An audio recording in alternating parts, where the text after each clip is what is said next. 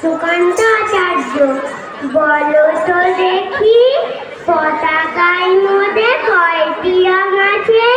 শিক্ষকেতে সুদালার এসে দ্বিতীয় শ্রেণীর কাছে একসাথে মিলে সব ছেলে বলে চিৎকার করে জোরে, তিনটি বর্ণ রয়েছে রাঙানো জাতীয় পতাকা জুড়ে।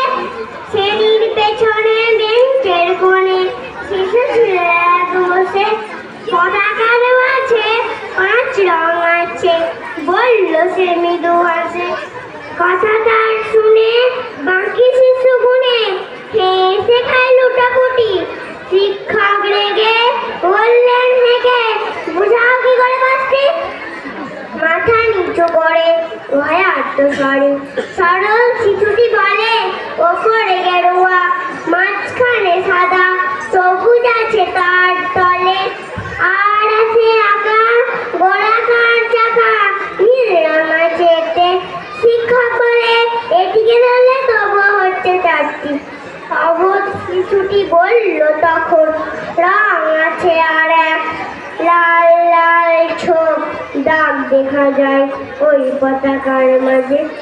বাবাকে যখন আনলে ওরা, কফিনের ঢাকা খুলে জোড়ানো রয়েছে দেহখানা তার পতাকা আর ফুলে। রক্তের দাগে ছিল লাল ছোপ ওই পতাকার মাঝে।